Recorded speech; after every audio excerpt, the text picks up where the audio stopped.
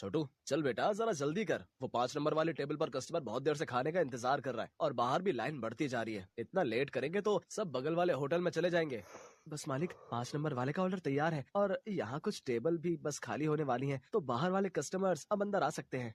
ये है सत्यभान और इसका होटल अतिथि देवो भव। जैसा इस होटल का नाम था ठीक वैसा ही यहाँ का काम था। होटल के अंदर आने से पहले हर कस्टमर का तिलक किया जाता था और फिर बड़े ही सम्मान के साथ उसे बिठाकर खाना परोसा जाता था। इस अनोखे तरीके की वजह से ही सत्यभान का ये होटल बहुत मशहूर था और बड़ी दूर दूर से लोग यहाँ खाना खाने आते थे। होटल के खाने का बढ़िया स्वाद और यहाँ की साफ सफाई भी एक बड़ी वजह थी कि आसपास के कई होटलों और ढाबों को छोड़कर कस्टमर सत्यभान के पास ही आते थे।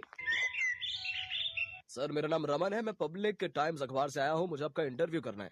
अच्छा हाँ हाँ क्यों नहीं, आइए आइए। रुकिए पहले मैं आपका तिलक करूंगा। हाँ अब ठीक है, अब आप यहाँ आराम से बैठिए। छोटू जल्दी से साहब के लिए गर्मा गर्म कचौड़ियाँ और बढ़िया चाय तो लेकर आ।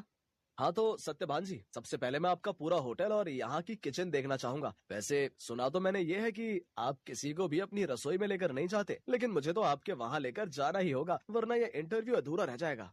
अरे बस वो बात ऐसी है कि आप तो जानते ही हैं, होटल के बिजनेस में सारा खेल खाने में इस्तेमाल होने वाले मसालों और रेसिपी का ही है, और यहाँ मैंने और मेरे साथियों ने बड़ी मेहनत से ये सब तैयार किया है। अच्छा लेकिन आपके यहाँ जो लोग काम करते हैं, मतलब आपके साथी, अगर उनमें से किसी ने धोखा दिया तो? नहीं नहीं, ऐसा तो हो ही नहीं सकता। यहाँ जितने भी लोग मेरे लिए काम करते हैं वो सब के सब मेरे गांव से ही हैं, यानी सब मेरा परिवार है। आज तक का रिकॉर्ड है, मुझे मेरा कोई साथी छोड़कर नहीं गया। ये तो वाकई बहुत बड़ी बात है। लेकिन अब तो आप इतने मशहूर हो गए, आपका होटल एक ब्रांड बन चुका है, तो लोग आपकी रसोई को अंदर से देखना चाहते हैं। आप चिंता मत कीजिए, मैं आपके मसालों और रेसिपीज का राज नहीं खोलूंगा, लेकिन रसोई के अंदर की कुछ फोटोज तो चाहिए होंगी आपके इंटरव्यू के साथ छापने के लिए। सत्यभान उस पत्रकार को समझाने की कोशिश करता है, लेकिन वो खुद ही उस पत्रकार की बातों में फंस जाता है। अखबार में अपना इंटरव्यू और फोटो छपने की बात से वो बहुत खुश था और इसी खुशी में वो बह गया और उस पत्रकार को उसने अपने होटल का एक एक कोना बहुत अच्छे से दिखाया। साथ ही अपनी रसोई में ले जाकर अपने सारे तौर तरीकों और रेसिपीज का भी अनजाने में खुलासा करता गया। वो पत्रकार होटल की लगभग हर चीज की तस्वीर ले रहा था। इंटरव्यू के दौरान उसने सत्यभान से कई सवाल पूछे, जिनके जवाबों में सत्यभान के सारे सीक्रेट खुलते जा रहे थे। अच्छा सत्यभान जी, बहुत अच्छा लगा आपसे मिलकर। इंटरव्यू के लिए शुक्रिया, अब मैं चलता हूँ। जी, आपका बहुत शुक्रिया। अब वैसे ये सब कब छपेगा अखबार में? बस यही 1-2 दिन में, मैं आपको फोन पर इन्फॉर्म करूंगा। इतना कहकर वो पत्रकार सत्यभान के होटल से बाहर निकलता है और कुछ दूर पहुंचते ही मुस्कुराते हुए अपने गले में पहना हुआ आई कार्ड उतारकर एक कूड़े के ढेर में फेंक देता है। बड़ा अक्लमंद समझता था खुद को, एक नंबर का बेवकूफ निकला ये तो। असल में ये आदमी कोई पत्रकार था ही नहीं, पास ही मौजूद एक दूसरे होटल के मालिक का रिश्तेदार था, जो पत्रकार बनकर सत्यभान के सारे सीक्रेट जानने के लिए उसके पास गया था। ये आदमी अपने मकसद में पूरी तरह से कामयाब हो चुका था। इधर सत्यभान रोज सुबह के अखबार में अपने इंटरव्यू के छपने का इंतजार कर रहा था। जा छोटू, देख तो अखबार आ गया होगा। अब तो पूरे 4 दिन हो लिए, आज तो पक्का अपनी फोटो छपी होगी। छोटू फौरन उस दिन का अखबार लेकर आता है, लेकिन बीते दिनों की तरह उसमें भी सत्यभान और उसके होटल का जिक्र तक नहीं था। ये देखकर सत्यभान उदास हो जाता है। ऐसा कई दिनों तक होता रहा। फिर सत्यभान ने उम्मीद ही छोड़ दी और ये सब कुछ भुला दिया। फिर एक दिन अचानक सत्यभान के होटल में रेड पड़ जाती है। फूड इंस्पेक्टर अपने कुछ आदमियों के साथ सत्यभान के होटल पहुंचते हैं और वहां मौजूद हर चीज की जांच करने लगते हैं। देखिए, हमें आपके होटल के खिलाफ शिकायत मिली है कि आप खाने में नकली सामान का इस्तेमाल करते हैं। ये कैसी बातें कर रहे हैं आप? सालों से मैं इस होटल को चला रहा हूँ, वो भी पूरी ईमानदारी से। अगर ऐसा है तो हमें यहाँ की तलाशी लेने दीजिए। चलिए हटिए यहाँ से। पूरी टीम होटल का कोना कोना छानने लगती है। तभी उन्हें किचन के पास एक छोटा सा दरवाजा दिखता है। फूड इंस्पेक्टर खुद इस दरवाजे को खोलकर अंदर जाते हैं तो उन्हें काफी मात्रा में नकली घी, तेल, नकली मसाले जैसी कई चीजें मिलती हैं। तो ये है तुम्हारी ईमानदारी का सबूत? हाँ, शर्म आनी चाहिए तुम्हें। सत्यभान को कुछ समझ ही नहीं आ रहा था कि आखिर उसके साथ हुआ क्या। खाद्य विभाग की टीम सत्यभान के होटल को सील कर देती है। साथ ही सत्यभान को जेल भेज दिया जाता है। एक ही पल में सत्यभान का सब कुछ बर्बाद हो गया था। उसका परिवार सड़क पर आ गया था। सत्यभान खुद को बेगुनाह साबित नहीं कर सका और उसका सब कुछ जुर्माने की रकम अदा करने में चला जाता है। उसके गांव के लोग जो उसके लिए काम किया करते थे, वो भी उसका साथ छोड़कर गांव वापस चले जाते हैं। सिवाय छोटू के। चलो तुम्हारी जमानत हो गई है। जमानत की बात सुनकर सत्यभान चौंक जाता है। वो बाहर आकर देखता है तो एक वकील के साथ खड़ा छोटू उसका इंतजार कर रहा था। छोटू, तूने ये सब कैसे किया बेटा? तेरे पास इतने पैसे कहाँ से आए? मैं तो बिन माँ बाप का एक लावारिस था मालिक। आपने मुझे सहारा दिया था तो मैं आपको इस हाल में अकेला कैसे छोड़ देता? आपको याद है, मैं हर महीने की तनख्वाह से कुछ पैसे जोड़ता था अपनी आगे की पढ़ाई के लिए। बस वही आज काम आ गए।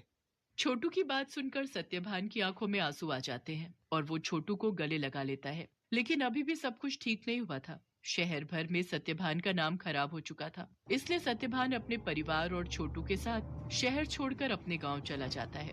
वहाँ बांस के बड़े बड़े जंगल थे जिनके बीचों बीच एक छोटी सी झोपड़ी बनाकर सत्यभान और उसका परिवार रहने लगता है। सत्यभान के पास गुजर बसर के लायक भी पैसे नहीं थे, इसलिए उसे कुछ तो करना ही था। तभी एक दिन उसने गांव के एक बच्चे को एक आधे कटे बांस में कुछ खाते हुए देखा। सत्यभान उस बच्चे के पास गया और उससे बोला, बेटा, ये क्या खा रहे हो? ये हरे बांस का अचार है और ये रोटी है। ये बर्तन, ये भी बांस से बना है। वो यहाँ गांव में बांस ही सबसे ज्यादा उगता है ना, तो हम लोग इसी का ज्यादा से ज्यादा इस्तेमाल करते हैं। उस बच्चे की बात सुनकर जैसे सत्यभान के दिमाग के घोड़े दौड़ने लगे। उसने फौरन छोटू को अपने पास बुलाया और उसे कुछ समझाने लगा। फिर अगले दिन तड़के सुबह ही वो छोटू के साथ बांस के जंगल में गया और ढेर सारी बांस की लकड़ियां काट कर ले आया। सत्यभान और छोटू दिन रात लगे रहे और देखते ही देखते उन दोनों ने सिर्फ बांस की मदद से पूरा का पूरा होटल बनाकर तैयार कर लिया, जहाँ दीवारें भी बांस की थीं और सारे बर्तन भी। अब सवाल ये था कि इस होटल में पकेगा क्या। मालिक, आप चिंता मत कीजिए। हमें जाकर सब लोगों से बात करनी चाहिए जो शहर में अपने साथ काम करते थे। मुझे विश्वास है कि वो सब हमारा साथ जरूर देंगे। छोटू की बात मानकर सत्यभान अपने गांव के लोगों से बात करता है। धीरे धीरे गांव के कई लोग उसकी मदद के लिए आगे आते हैं। कई लोग उसे मुफ्त में राशन देते हैं, जिसके साथ हरे बांस का इस्तेमाल करके सत्यभान और छोटू होटल के लिए खाना बनाते हैं। और इस तरह एक बार फिर सत्यभान का होटल चल पड़ता है। लेकिन हालात अब पहले से बहुत अलग थे। कई दिनों तक सत्यभान के होटल में एक भी ग्राहक नहीं आता। फिर एक दिन शहर से कुछ दोस्तों का एक ग्रुप वहां आता है और सत्यभान के अनोखे होटल को देखकर चौंक जाता है। कुछ नया आजमाने के इरादे से वो सभी सत्यभान के होटल के अंदर आ जाते हैं। सत्यभान उन सब की बहुत ही अच्छे से खातिरदारी करता है और फिर भाई वाह, मजा आ गया। ये तो बिल्कुल ही नया एक्सपीरियंस था। शहर से इतनी दूर इतनी अच्छी सर्विस और उससे भी बढ़िया खाना। सच में बहुत अच्छा लगा यहाँ आकर। और सबसे बड़ी बात, मुझे तो पता ही नहीं था कि बांस को भी खा सकते हैं, वो भी इतने अलग अलग रेसिपीज में। सत्यभान के खाने और अलग किस्म के होटल की तारीफ वो सभी दोस्त अपने दूसरे दोस्तों से जाकर करते हैं, जिसके चलते और भी लोग खास तौर पर सत्यभान के होटल में खाना खाने वहां पर आते हैं। सत्यभान की सर्विस और खाना बहुत जल्दी अपना पहचान बना रहा था। लोग शहर के हाई फाई होटल छोड़कर सत्यभान के पास गांव में आ रहे थे। धीरे धीरे सत्यभान की गाड़ी पटरी पर आने लगती है और उसके पुराने साथी जो गांव में ही थे वो भी उसके पास काम पर लौट आते हैं। मालिक, भगवान की दया से अब सब ठीक हो रहा है। लेकिन अब तक ये समझ नहीं आया कि आखिर वो सब नकली सामान उस दिन अपने होटल में आया कहाँ से। ये पहेली तो सच में सुलझानी ही होगी छोटू। मुझे लगता है मुझे कुछ करना चाहिए।